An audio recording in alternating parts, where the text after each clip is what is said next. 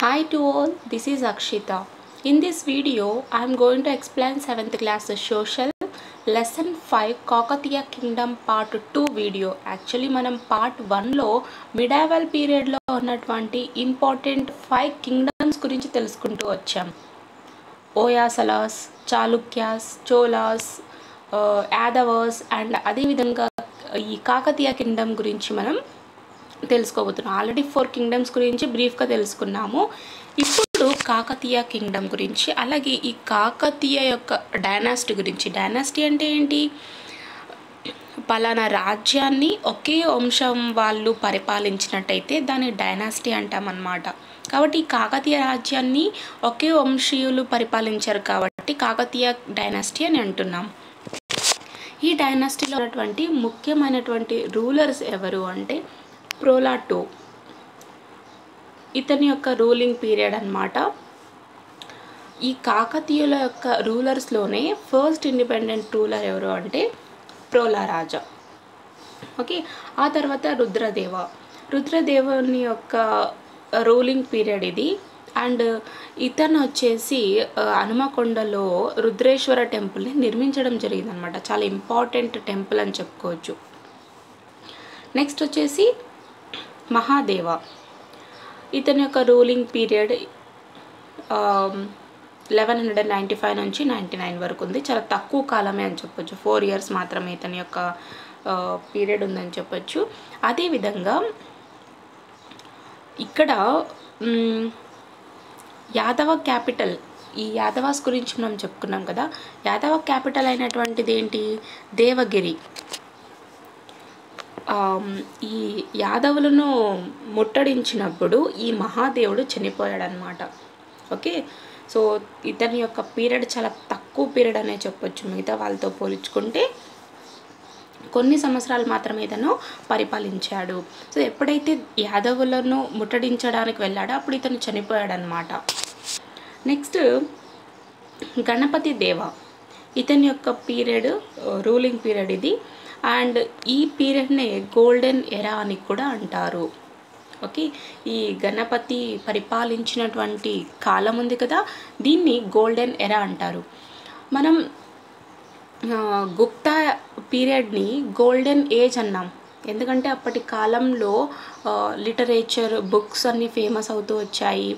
Okay, different కేటగిరీలో అంటే లిటరేచర్లో, మ్యాథమెటిక్స్లో, ఆస్ట్రానమీలో, ఈ విధంగా డిఫరెంట్ రంగాలలో ఎన్నో అచీవ్మెంట్స్ జరిగాయి అన్నమాట. అప్పుడు ఎంతోమంది కవులు కూడా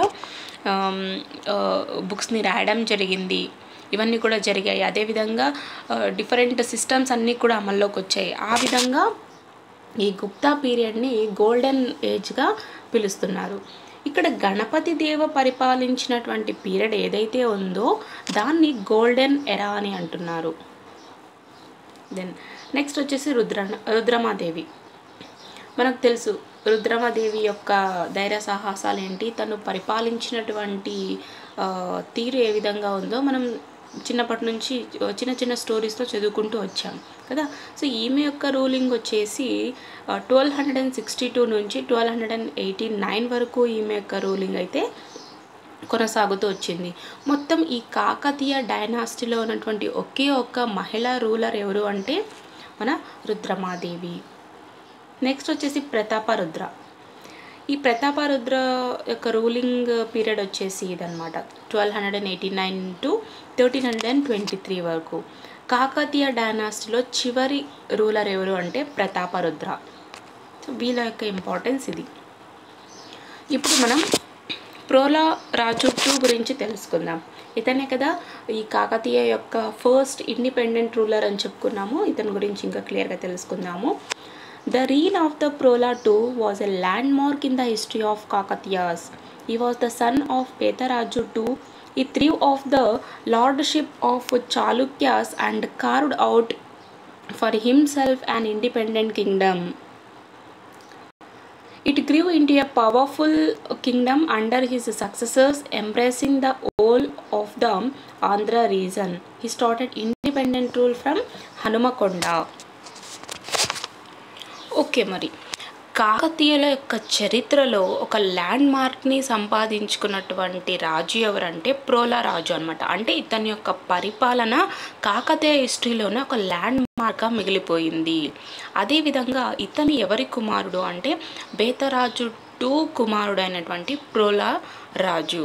అదేవిధంగా మనం ఏం చెప్పుకున్నాం, చాళుక్యాస్ ఇంతకుముందు పరిపాలించారని చెప్పుకున్నాం కదా.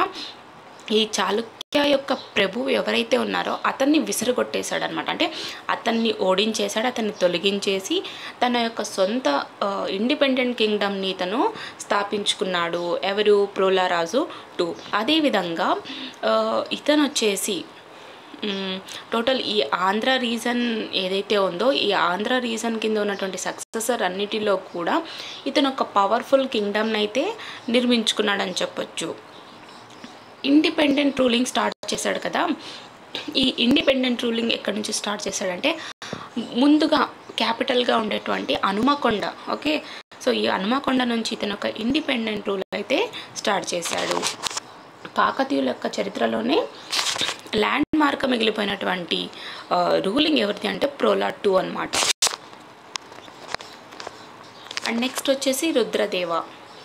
ఇతని యొక్క రూలింగ్ పీరియడ్ వచ్చేసి 1158 to 95 వరకు. Rudradeva's achievements were described in Hanumakonda inscriptions. He defeated a number of neighboring princes and extended his dominion right up to the banks of the river Godavari. In the south, Rudradeva defeated 4 kings of the Telugu Choda origin. He also invaded Venzi. In the last year of his reign, he came into conflict with the Yadavas of Devagiri, which resulted in his defeat and death. Okay, Rudradeva. ఈ రుద్రదేవుని యొక్క achievements హనుమకొండలోని ఉన్నటువంటి ఇన్స్క్రిప్షన్స్లో వివరింపబడిందనమాట. Okay, అప్పటి కాలంలో inscriptions దేని మీద రాసేవారంటే మామూలుగా ఈ racks మీద రాసేవారు.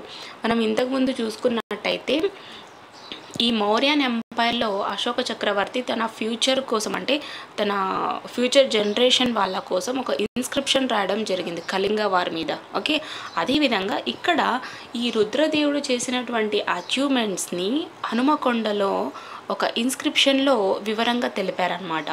అదేవిధంగా ఇతను ఇతరుల యొక్క అంటే ఈ చుట్టుపక్కల ఉన్నటువంటి రాజులు ఉంటారు కదా, చిన్న చిన్న రాజ్యాల్లో ఉన్నటువంటి ఈ రాకుమారులను కూడా ఓడించి తన యొక్క ఆధిపత్యాన్ని గోదావరి నది తీరం వరకు ఎక్స్టెండ్ చేసుకుంటూ వెళ్ళాడు. ఎవరు? రుద్రదేవుడు. అదేవిధంగా సౌత్లో ఉన్నటువంటి ఈ తెలుగు చోడ ఒరిజిన్ అయినటువంటి రాజులు ఎవరైతే ఉన్నారో ఈ రాజులను కూడా రుద్రదేవుడు ఓడించాడనమాట. ఓడించి వెంచి పైన దండయాత్ర ప్రకటించడం జరిగింది. ఓకే, దండయాత్రకు వెళ్ళాడు. అండ్ ఇతని యొక్క పాలనలో అంటే ఇతని యొక్క పరిపాలనలో లాస్ట్ ఇయర్ ఏదైతే ఉందో ఈ లాస్ట్ ఇయర్ ఉన్నప్పుడు ఈ యాదవాస్ ఉంటారు కదా, ఈ యాదవాస్తో ఆర్గ్యుమెంట్ పెట్టుకున్నాడు అనమాట. సో ఆ విధంగా కాన్ఫ్లిక్ట్ జరగడం వల్ల ఓడిపోయి చనిపోవడం జరిగింది. And he wrote a book Nitisara in Sanskrit. He built the magnificent 1000-pillar temple in Hanumakonda. Orugallu capital built by him continued to be the capital during the period of his successors. అదేవిధంగా ఈ రుద్రదేవుడు వచ్చేసి ఒక బుక్ని రాశాడనమాట. అది సంస్కృతంలో రాయడం జరిగింది. ఆ బుక్ పేరే నీటిసారా అనేటువంటి ఒక బుక్ రాశాడు సంస్కృతంలో. అదేవిధంగా హనుమకొండలో 1000 స్తంభాల గుడిని కూడా నిర్మించాడనమాట. చాలా ప్రసిద్ధమైనటువంటి టెంపుల్ ఇది. ఇప్పుడు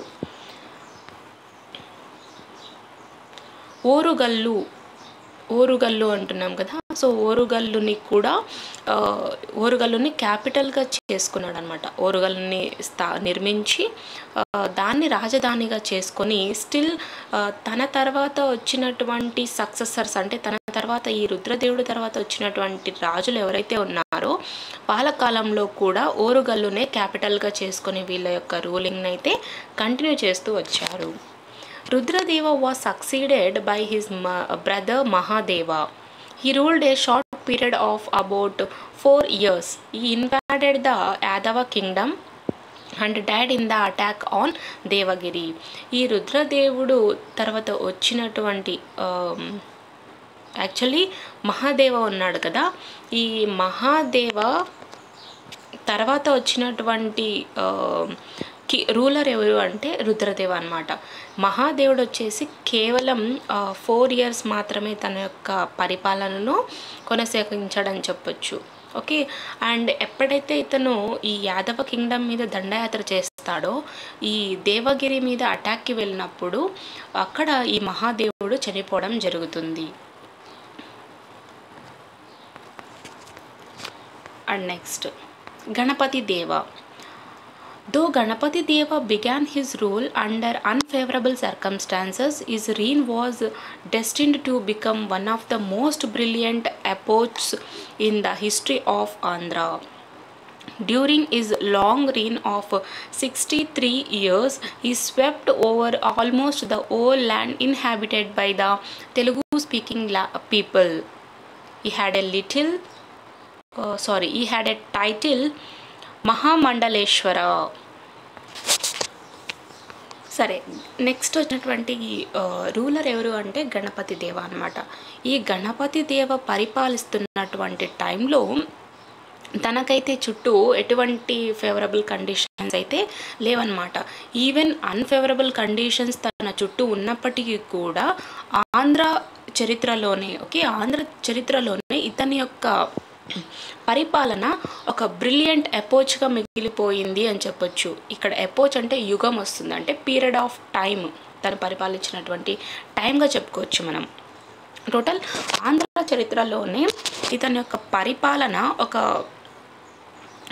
బ్రిలియంట్ ఎపోచ్గా మారిందని చెప్పొచ్చు. అండ్ అదేవిధంగా ఇతని యొక్క పరిపాలన 63 years వరకు ఎక్స్టెండ్ అవుతూ వెళ్ళింది. ఓకే, అండ్ దెన్ ఇతని యొక్క పరిపాలన అంతా కూడా తెలుగు స్పీకింగ్ పీపుల్ ఎక్కడైతే ఉన్నారంటే టోటల్ మన తెలుగు వాళ్ళు ఉన్నారు కదా, సో ఈ ల్యాండ్ మీద తన యొక్క పరిపాలన కొనసాగించాడు. ఇతనికి ఒక టైటిల్ ఉంది, ఏంటి అంటే మహామండలేశ్వర అనేటువంటి టైటిల్ గణపతి దేవకు ఉందన్నమాట. చూడండి, తన చుట్టూ ఉన్నటువంటి కండిషన్స్ సరిగ్గా లేనప్పటికీ కూడా తన యొక్క పరిపాలనతో ఆంధ్ర చరిత్రలోని ఒక గొప్ప ఎపోచ్గా మిగిలిపోయాడు. అంటే అతని యొక్క పరిపాలనని ఒక బ్రిలియంట్ ఎపోచ్గా మారిందని చెప్పొచ్చు. కోల్డ్ అయితే ఇలానే ఉంటుంది voice. Okay, map of Ganapati Deva period. ఈ గణపతి దేవ పీరియడ్లో ఉన్నటువంటి ఇది చూడండి, గోదావరి ప్రాంతం వరకు వీళ్ళ యొక్క రాజ్యం విస్తరించిందని చెప్పుకున్నాం. నెక్స్ట్ ఇది కాకతీయ తోరణం. అండ్ మీరు ఇంకోటి గుర్తుంచుకోవాల్సింది ఏంటంటే ఇక్కడ మీకు 2 స్వాన్స్ కనిపిస్తున్నాయి కదా, వీటిని గుర్తుపెట్టుకోండి. ఓకే, ఇక్కడ నెక్స్ట్ వస్తుంది Ganapati Deva was the most powerful of the Kakatiya sovereigns. He built up an extensive empire stretching from the Godavari region up to Chengalpattu and from Elgandal up to the sea. He invaded the coastal region and captured Vijayawada and the island of Divisima. He issued the Motupalli inscription. According to that inscription, he enunciated the principles of taxation, foreign trade and imposition of taxes on various goods. Kakatiya ఆధిపత్యంలో అంటే అధికారుల్లో ఉన్నటువంటి ఈ rulers అయితే powerful rulers అన్నమాట. ఈ కాకతీయలో ఉన్నటువంటి powerful రూలర్స్లో ఇంకొక most powerful ఎవరు అంటే గణపతి దేవ అని చెప్పొచ్చు. అదేవిధంగా ఇతని యొక్క పరిపాలన, ఇతని యొక్క ఎంపైర్ అంతా కూడా గోదావరి నది తీరాన వరకు విస్తరించిందనమాట. అంటే అప్ టు గోదావరి తీరం నుంచి చెంగల్పట్టు వరకు అండ్ ఎల్గండల్ నుంచి సముద్ర తీరం వరకు ఇతని యొక్క పరిపాలన కొనసాగింది. ఇందాక చెప్పుకున్నాం చూడండి, ఇక్కడ గోదావరి నది తీరం నుంచి చెంగల్పట్టు వరకు అంటే టోటల్ ఈ 3 ఈ ఏరియా అంతా కూడా కవర్ అయిపోయింది అనమాట. గోదావరి రీజన్ నుంచి చెంగల్పట్టు, అదేవిధంగా ఈ ఎలగండల నుంచి సముద్ర తీరం వరకు దాని యొక్క కింగ్డమ్ ఎంపైర్ అనేది ఎక్స్టెండ్ అవుతూ వచ్చింది. అదేవిధంగా ఈ కోస్టల్ రీజన్ మీద దండయాత్ర చేసి విజయవాడను అలాగే ఐలాండ్ ఆఫ్ దివిసీమను కూడా సొంతం చేసుకున్నాడు. ఇతను వచ్చేసి ఒక మోటుపల్లి ఇన్స్క్రిప్షన్ అయితే ఇష్యూ చేయడం జరిగిందనమాట. ఈ ఇన్స్క్రిప్షన్లో అంటే ఈ ఇన్స్క్రిప్షన్ ప్రకారంగా ట్యాక్స్ కట్టాలని చెప్పి, అంటే ఇప్పుడు ట్యాక్స్ కడతాం కదా, ఆ ట్యాక్స్ యొక్క ప్రిన్సిపల్స్ని అలాగే పలానా గూడ్స్ మీద ఎటువంటి ట్యాక్సెస్ పడతాయి, ఫారెన్ ట్రేడ్ చేస్తే ఎటువంటి ట్యాక్సెస్ ఉండాలి అని చెప్పి ఇతను ఒక క్లియర్ డెఫినేషన్ చెప్పడం, అంటే ఒక రిటర్న్ డాక్యుమెంట్, ఒకే పాలసీ మీద ఒక డాక్యుమెంట్ని క్రియేట్ చేశాడనమాట. ఓకే, సో ఈ ఇన్స్క్రిప్షన్ ప్రకారంగా ట్యాక్సెస్ యొక్క ప్రిన్సిపల్స్ని అలాగే వేరియస్ గూడ్స్ మీద పడినట్టు, అంటే పలానా గూడ్స్ మీద ఇంత ట్యాక్స్ కట్టాలని చెప్పి ఉంటుంది కదా అటువంటిది, అండ్ ఫారెన్ ట్రేడ్ చేసే వాళ్ళకి కూడా ఎటువంటి ట్యాక్స్ పడతాయని చెప్పి ఈ ఇన్స్క్రిప్షన్లో వివరించడం జరిగింది. He was a good administrator. He took measures for improving trade and agriculture. He constructed reservoirs and dug tanks for irrigation. Large amount of forest land was brought under cultivation. Ganapati Deva encouraged temple construction and literary works. He strengthened his relations with the neighboring kingdoms by arranging matrimonial alliances. టోటల్గా cold అవ్వడం వల్ల మొత్తం voice ఎత్తిపోయింది. Okay, whatever it may be. Ganapati Deva వచ్చేసి ఒక good administrator, అంటే మంచి పరిపాలకుడు అనమాట. అదేవిధంగా ఇతను ట్రేడ్ వ్యాపారాలు ఎవరైతే చేస్తారో ఇంటర్నల్గా కానీ ఇంటర్నేషనల్గా కానీ ఫారెన్ ట్రేడ్స్, సో ఎవరైతే చేస్తారో వాళ్ళకు తగినటువంటి మెజర్స్ని, అంటే పలానటువంటి స్టెప్స్ని ఇంప్రూవ్ చేయడం కానీ అగ్రికల్చర్ మెథడ్స్ని కూడా ఎంకరేజ్ చేయడం జరిగింది. అదేవిధంగా ఇతను కొన్ని రిజర్వాయర్స్ని నిర్మించాడనమాట. అదేవిధంగా డక్ ట్యాంక్స్ని కూడా నిర్మించడం జరిగింది. సో వీటన్నిటిని కూడా ఇరిగేషన్ పర్పస్ కింద వాడుకోవడానికి రిజర్వాయర్స్ని డక్ ట్యాంక్స్ని నిర్మించడం జరిగిందనమాట. అండ్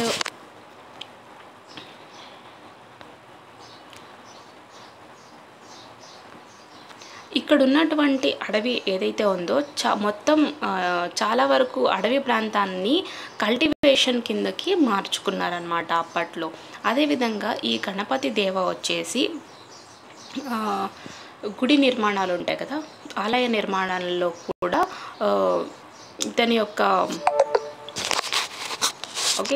ఇతని యొక్క కృషి ఎంతో ఉందని చెప్పొచ్చు. అదేవిధంగా ఇతను లిటరరీ వర్క్స్, అంటే సాహిత్యాలు ఎవరైతే రాస్తారో వాళ్ళని ఎంకరేజ్ చేయడం కూడా జరిగింది. సో ఇతను తన యొక్క రాజ్యాన్ని ఏ విధంగా స్ట్రాంగ్గా చేసుకున్నాడంటే ఇతర రాజ్యాలతో సంబంధాలని ఏర్పరచుకున్నాడు అనమాట. అంటే మ్యాట్రిమోనియల్ అలయన్సెస్ని అరేంజ్ చేసుకోవడం వల్ల అతని యొక్క రాజ్యం స్ట్రాంగ్ అయిందని చెప్పొచ్చు. మ్యాట్రిమోనియల్ అలయన్సెస్ అంటే ఏంటి అంటే ఈ రాజ్యంలో ఉన్నటువంటి వాళ్ళను పలానా రాజ్యంలో ఉన్నటువంటి వాళ్ళకు కలిసి వివాహం చేయడం అన్నమాట. ఓకే, ఎలా అయితే ఆంధ్ర నుంచి కర్ణాటక వాళ్ళు, కర్ణాటక నుంచి ఆంధ్ర వాళ్ళు ఎలా అయితే మ్యారేజ్ చేసుకొని ఆంధ్ర కర్ణాటక రిలేషన్స్ ఏర్పరచుకున్నారో, అదేవిధంగా అప్పట్లో తన యొక్క రాజ్యాన్ని స్ట్రాంగ్ చేసుకున్నాడు. ఏ విధంగా స్ట్రాంగ్ చేసుకున్నాడు అంటే మ్యాట్రిమోనియల్ అలయన్సెస్ని అరేంజ్ చేయడం వల్ల తన యొక్క రాజ్యం స్ట్రాంగ్గా ఉందని చెప్పొచ్చు. Do you know the Sanskrit word annapakshi referred to a mythical bird swan and its image was kept on both the sides on the top of Kakatiya Kalatoranam.